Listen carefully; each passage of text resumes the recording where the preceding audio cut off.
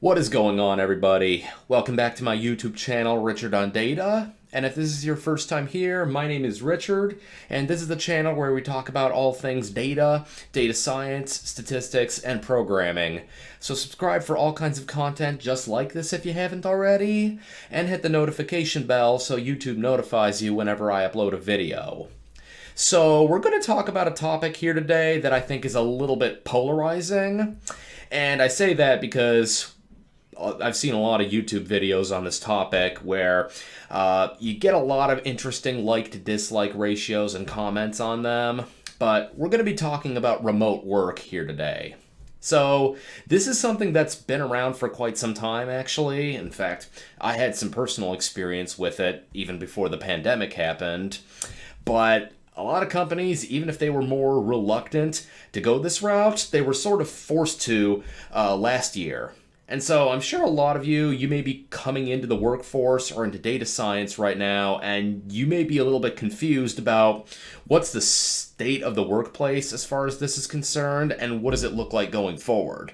So we're going to talk about all that here today. We're going to talk about as far as technologists, data science, and just as much as we can speak to this more broadly, what's the state of remote work right now? Where does it look like things are trending going forward? What's the upsides? But then also, is it the rosy picture that it may be painted out to be? Is that the case? We're going to dissect all of that. So before we get into things here, smash the like button for the YouTube algorithm. And then if you guys would like to go above and beyond to support my channel, I will have links in the description to my Patreon and PayPal accounts, as well as to my crypto wallet addresses. Now, without further ado, let's get started. So the first thing that we're going to look at here is this sentiment reports that Dice does just about every quarter on tech professionals. Tech professionals in this context, including data scientists, but speaking a little bit more broadly here. So with these online surveys, obviously you do have to take them with a little bit of a grain of salt, just in terms of having a representative sample, the way the question is framed, and the fact here that you can select multiple answers. So obviously there are some caveats at play with that, but the red line here indicates the Q2 2021 sentiment survey here, and the question was surrounding the desirability of remote or flexible work. Flexible meaning some kind of combination between in-office and remote work.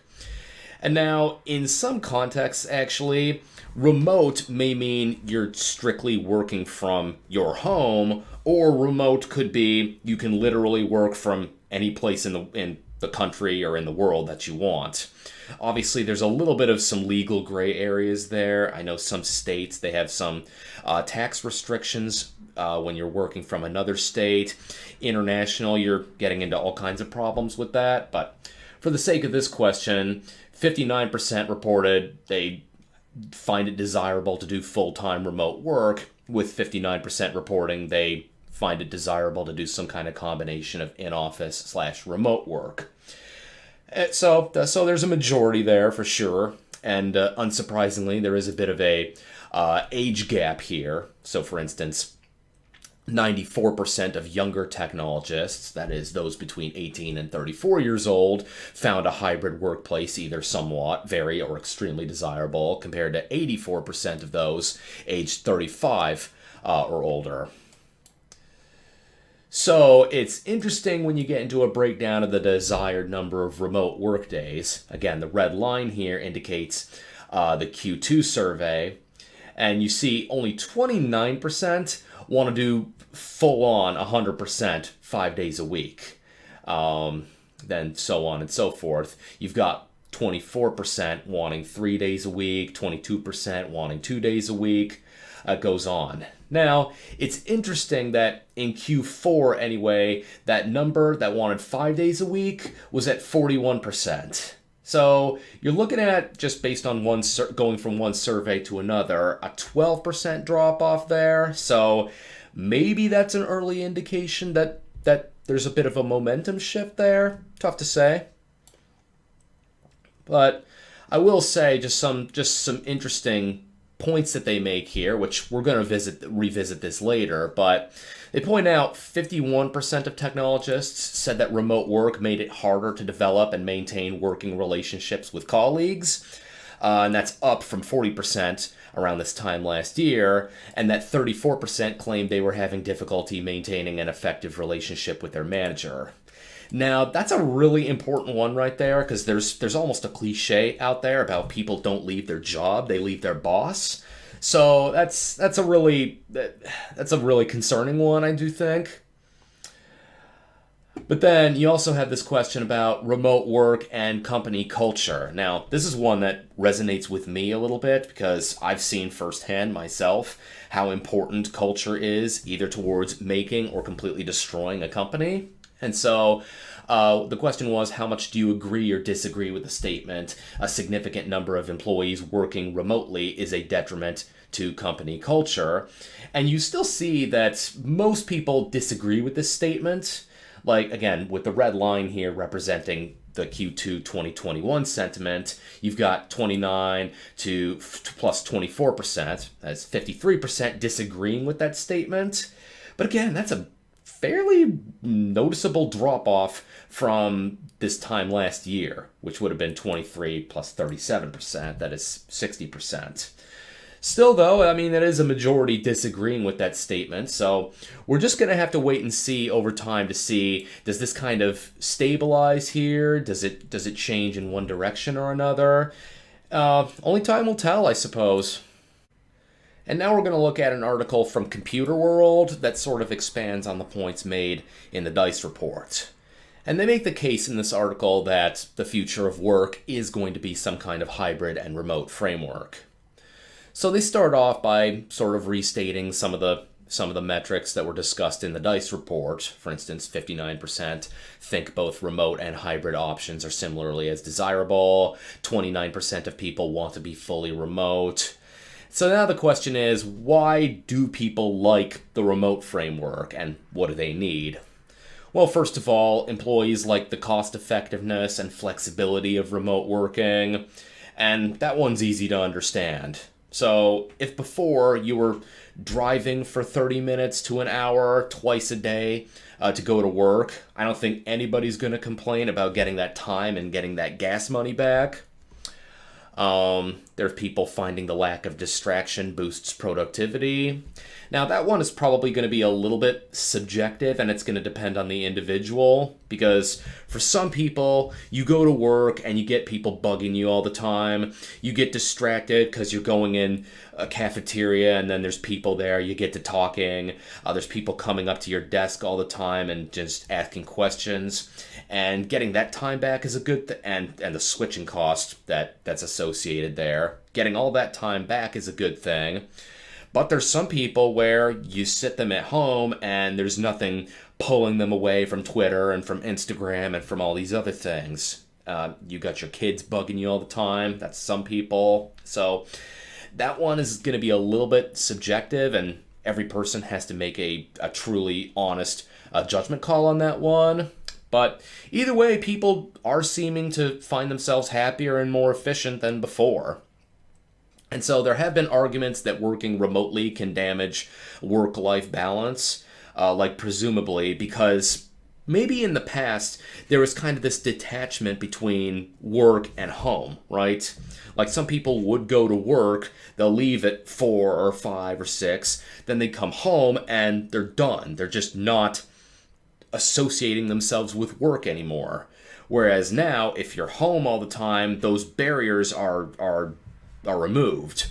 Or it could be your boss is kind of bugging you more and more because they're already bugging you from home, so they kind of take some extra liberty and they're bugging you off hours. So I guess these concerns have been raised before, but for most employees, the reverse actually seems to be the case, and apparently 3/4 of tech workers feel that their work-life balance is better or the same as it was before the pandemic, compared to 24% who claim that work-life balance has declined.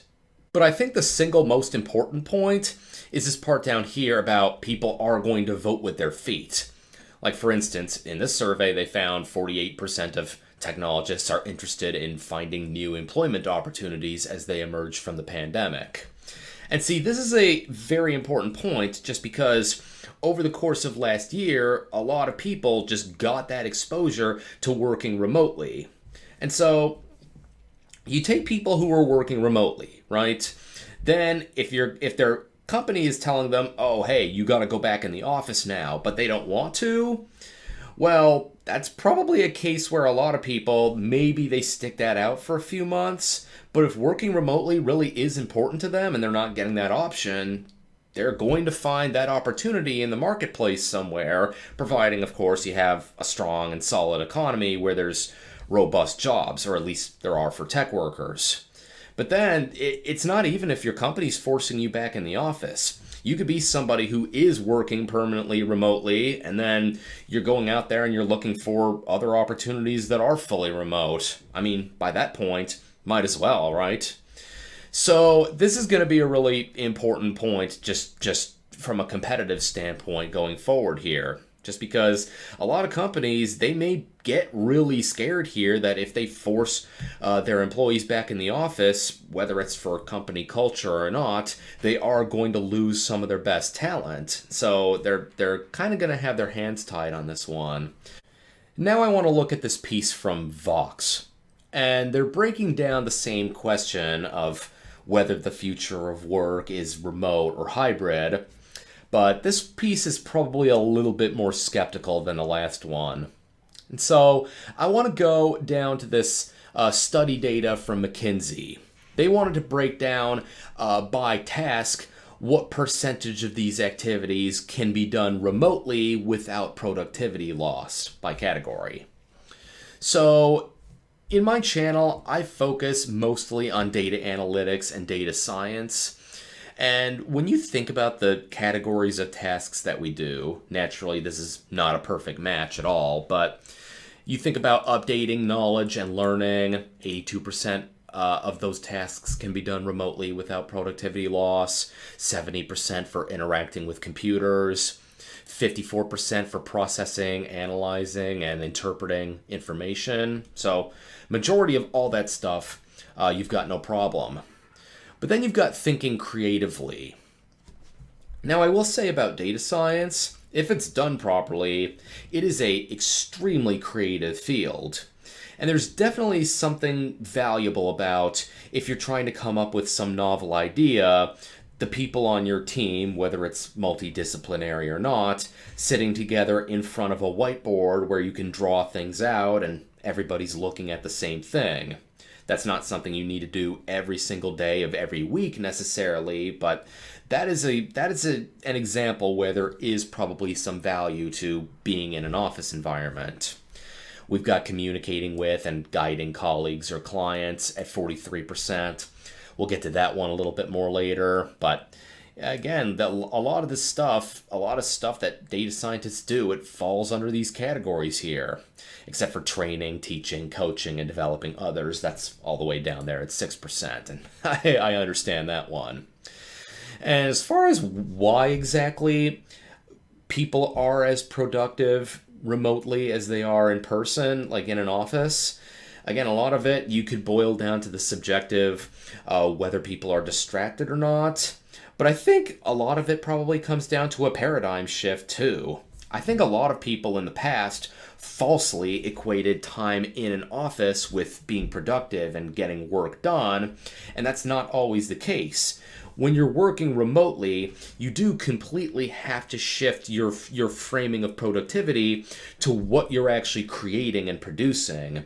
And if you're even just shifting your thinking towards this is what's valuable and this is what's actually generating some kind of business impact, that shift in and of itself is going to be valuable.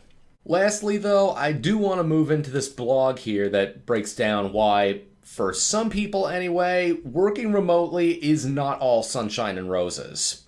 So that's just something to keep in mind and really think about, particularly if you're somebody who's just now getting into data science or into the workplace in general. So what are the reasons for that? Number one, you will feel left out occasionally. Now, this is an interesting one that I have actually experienced, not personally, but I've seen other people experiencing firsthand. I did work at an organization in the past where there were a combination of in-person and totally remote workers. And the remote workers did seem to be the ones who just had the least just fulfillment and happiness there. So they just felt left out of the overall company, left out of strategic decisions and influence over the company as a whole. So it depends a little bit on the overall culture and how exactly they're treating remote employees, I guess. But this is just a fair one to keep in mind. Number two, networking is much harder for remote workers. So this is actually related to a separate point, which is their business travel right now in the post-pandemic era is way down. So if business travel is at all discretionary, like conferences tend to be, right now they're just being cut because a lot of employers, they just don't want to deal with all of it and all the risks and potential liabilities associated with it. And then even when there are trips, they're getting scaled down considerably. And when that happens, yeah, that is going to cut down on networking. So this is just another one to just another risk here to keep in mind. Then you've got productivity expectations may differ. Again, this one is probably related to the paradigm shift I mentioned before. If you were used to, in the past, you were going into work and then you weren't doing anything there, but you felt like you were productive just because you were going in the office, well, that may not be the case anymore. Now, this is a huge one. It can get lonely. Now, again, this is one that's going to be highly subjective. There are people who are very extroverted and they need to be out there just in an office talking to people all the time, and I'm not saying that like there's anything wrong with that kind of framework. In fact, I personally like being in a hybrid environment because sometimes, again, I like to cut down on the commute time and all that kind of stuff as much as anybody, but I personally identify as a pretty strong extrovert myself, and so I do like to interact and engage with people, so that's why the hybrid approach is personally perfect for me. Some people are really heavy on the extrovert side, but there's also the extreme on the other end, which is the heavy introverts. And now I have to extend a point of caution on that one, because it is absolutely true. There are a lot of people out there who have, and historically anyway, derived a strong sense of community and maybe family to an extent from the office dynamics that they experience. And now there's also a lot of people that they are introverted, and if they don't have to go into an office, they're not going to have to, even if, as far as their mental health and overall well-being is concerned, that would overall be a good thing for getting them out of their shell. So I have to just caution you on this one. If you're that type of person who you just benefit from going out and interacting with people, but you wouldn't unless you're forced to, working remotely could absolutely destroy you in that sense. So you have to be really, really dead honest with yourself on that one if you're falling on either of those two extremes. Now, if you're somebody who that doesn't apply to you, you have your sense of community from your family or from your church or from something else, and you really don't need that kind of quality from your workplace, that's absolutely fine. But if previously you did just get a real sense of community from going in an office, really be honest with yourself about that. You've got self-directed learning suddenly becomes crucial. This one is probably understandable because I'm skeptical about, is your boss going to sit there and on a longer, more extended Microsoft Teams or Zoom call to really hone in on your personal and professional development? I have my doubts. Remote work is a skill. So we'll have to explore this one a little bit further in the future, but I mean, that is something that maybe you could hype yourself up on your resume or in interviews. Maybe you did a really, really good job and you can demonstrate that your productivity was enhanced when you got the opportunity to work remotely. Well, if you can show that, then that's absolutely a net positive. So take advantage of that. And then, as I was alluding to before, working remotely is not for everyone. And increasingly, it looks like it's going to be difficult to find any kind of framework that's going to work for everybody. And so if you were to ask me what I think about the future of data science work and is remote work in general a good or a bad thing, I'd say the answer to that is there really is no answer. I say that because, number one, the conditions of the pandemic are changing constantly. Nobody knows what that's going to look like 1 year or 5 years down the road. A lot of employers are a little confused right now. They're trying to react to constantly changing conditions. They're trying to experiment with different things to come up with an ideal hybrid framework and something that's going to support their company culture as well as their remote employees. But then employee preferences are very different. As you saw, some do want to be in an office all the time, but more people than not want to be remote or hybrid. So there's absolutely no one solution out there that's going to please everybody.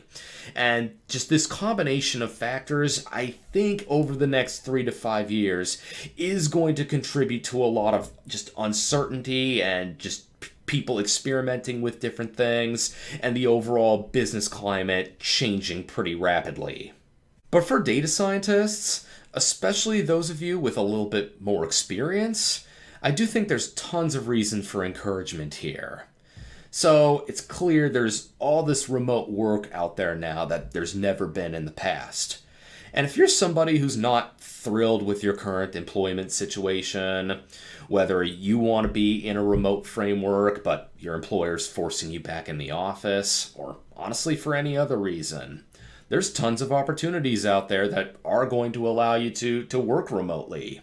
And even if you're somebody who wants to stay in your current geographical location, like your state or your city, you have all this opportunity that could be available to you that's in different states, maybe even in different countries, who knows. So there's all kinds of opportunity available to you if you have skills that are valuable in the marketplace, which I guarantee you that you do if you're a proficient data scientist and you're willing to put yourself out there. So I'll leave it at that. Thanks for watching this video. If you enjoyed it, please take a fraction of a second to smash the like button. If you want to read any of these articles that I went over in this video, they'll all be linked in the description. Then I'll see you all in the not so distant future. Until then, Richard on Data.